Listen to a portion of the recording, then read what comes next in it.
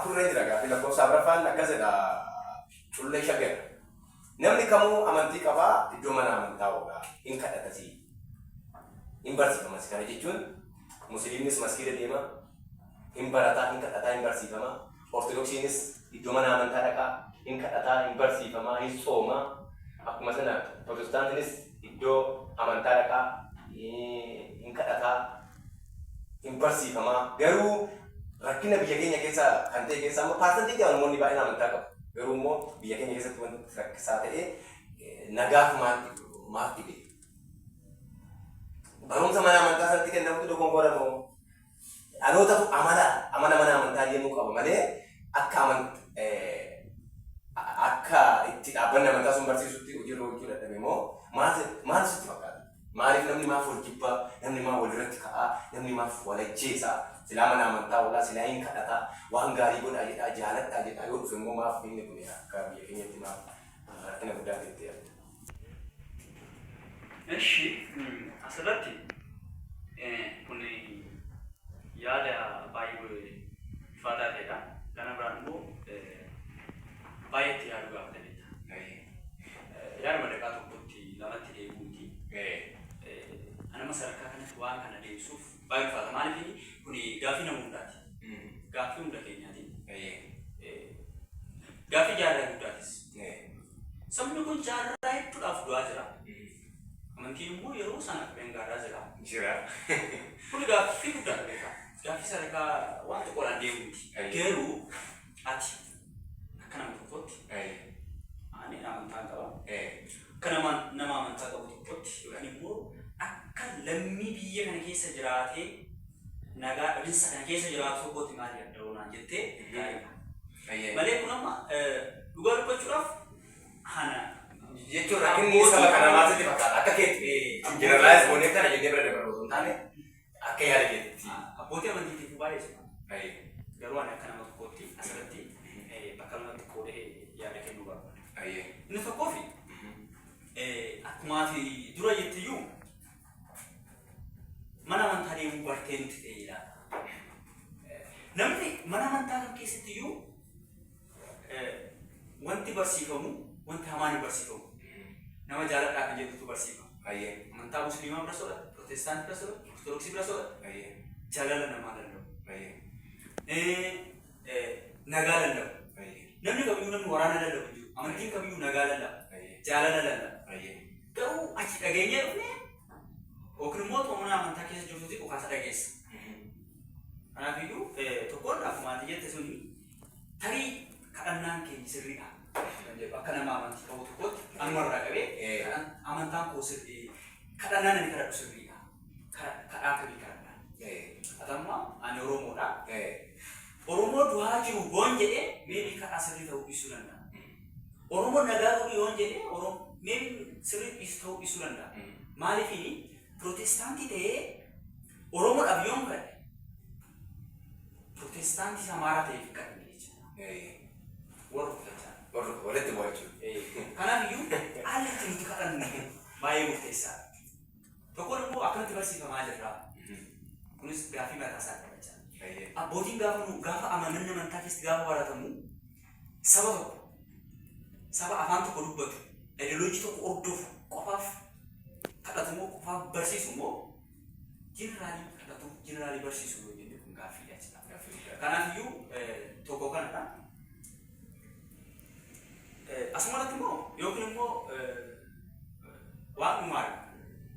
Inni argaa waan dhiiseef qaba, waan calliseef qaba, waan tureef qaba. Hin geenye dhaabuu yaadu waan eeguu qabataa jechaadha. Kuni hojii waaqa keessa galuu ta'a waan ta'eef isaaf himna. Kana irratti oopshinii tokko karaa tokko kana ilaalee karaa lammataa immoo karaa nan ilaalee biyya kana kan nagaa dhorkee mana amantaa keessatti dhugaa namaa dhoksinsi na amanamummaa qabaatu jedha. Intinaa kudhantu jiru miti aboomii kurnan sanatu jiru. Aboomii kurnan sana hunda isaayyuu akkaataa dhugaa barbaada. Kanaafiyyuu wanti nagaa biyya kanaa dhorke yoo jiraate dhugaa namaa dhokatee illee shakkiin karaa amantiiti. Yoon dhugaan akka nama amantiitti qabatee yommuu ba'eef yookiin immoo ija gara siyaasaatti yoo ilaaltu dhugaa namaa qabateedha. Dhiiga namaatu dhugaa malee lolee hafe yaada. Isa nutti yaadaa. Dhiiga dhugaan argame lubbuu baateetoo lubbuu dhugaan argannetu jirtidha. Kanaaf lubbuu suntuun dhiiga suntuun hanga har'aatti biyya kan nagaa qoqqaalaa kan jedhu keessa bu'u. Kanaafiyyuu isa kana kan nama soora dabalee gaariidha. Akkuma ajette dhugaadha. Namni kamuu amantii qabaa. Egaa hin deemaa iddoo mana amantaa isaatti hin soomas hin kadhatasii. Itti sin lallabamaa garuu dhaabbanni amantaa nagaa balleessaa hin jiru. Quraana soo ta'e, macaafa qulqulluu soo ta'e, amantii duudhaa amantii abbootaa keenya soo ta'e, nama kabajaa, nagaa buusaa, biyyaaf kadhadhaa, biyya jaalladhaa jedhanii barsiisu malee dhaqa waan akkasii godhaa kan jedhan jiru. Akkuma ati jechuuf kaattan illee shakkiin qabu. Dhaloonni kun hin naqamalee warraa barataa kaarterii jedhee laata aadaa jedhee mana amantaa deemuu kun ibara. Na waanuma achitti barsiifamu sana qalbiitti qabatee galaadha. Barsiifamuu jechuun akka itti fudhattee jireenya keetti piraaktis gootuudhaaf malee annaawwansi gochuu miti tokko piroomooshinii miti jechuudha. Kanaaf gaafa mana amantaa adeemnu wanti nuti guyyaadhaa gara guyyaatti boonu hawaasa keessatti gaariin ta'u taanan wanti nuti guyyaadhaa gara guyyaatti boonu bu'aansaa ijjisaa mul'atu taanan amantaa kun bu'aa qabeessummaa sana tuufaata beekta. Maaliif macaafni qulqulluunis quraannis kan jedhu nama giddu galeessa godhadhaa, nama jaalladhaa, nama wajjin jiraadhaa, namaaf yaadaa akka mataa keessatti nama jaalladhaa jedha. Mitiire waaqnis immoo akka namni wal jaallatuuf kan inni aarsaa ta'e akkuma atama jette dhaloonni kanatti yaadu mana amantaatti kaachuu bichaa otoo hin taane maaliif rakkinni keenya akkuma inni jedhu kana dhugaa namoota dhokatee laata.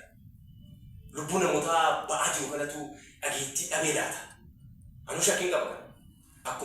Akkuma qaayin bara sanatti abeelin ajjeesee dhiiga isaa sirran barbaada waaqayyo qaayin jedhe sana akkuma sana ta'e laata barri keenya. Na asirratti wanti dubbadhee darbuu barbaadu gootonni baay'een kan aarsaa jalaa ta'an amma dhugaa isaanii waan deebi'e natti hin fakkaatu isaan keessaa. Hacaaluu Hundeessaa mucaa qaalii kan nama fakkeenya godhe qaamni isaa ajjeesamuu waan deebi'e natti fakkaatu. Yeroo sanii kaasee biyyi keenya kan nagaan irraa badee. So dhaloonni taayaan waa'ee nagaa kana har'as du'aa jirraa. Kaleessas du'aa turre ammas du'aa jira keessattuu sabni guddaan baha Afrikaa Oromoon du'aa jira. Maaliif du'aa jirra maaliif duuma? Kan namni ijjee tura maa wal ajjeenna? Itti ayyaannu waan kana. Egaa amantaanis sabaa fi sabni du'aa amantaa lallabamaa natti fakkaatu wanti kun kanaaf itti ayyaannu. Guddaa galatoomii mana amantaa deemuu duwwaan bu'aan qabu. Nama nuukkee yoo wajjin jiraachuu dandeenya. Namaaf hin nama akka keenyatti nama jaalladha. Nuti rakkina amantaa ta'u tokko dhuunfaa. Isaan Oromoon Musliimii jira, Ortodoksii jira, Pirotestaantii jira, Waaqeffataa jira, hundi isaa jaalalaa wajjin jiraachaa jira. Rakkina isaan qabu garuu ofii keenya wanti nuti guyyaadhaa gara guyyaatti goonu waan guddaa rakkina guddaa nuti gaafa irratti fakkaata. Kanaaf gaafa mana amantaatti deemnu saba du'aa jiru, saba miidhamaa jiru, kadhannu saba adda addaa goonee yoo ta'an nama hundumaa kadhannu nagaa biyya keenya waaqayyo rabbiin nagaa biyya keenya qabuus jecha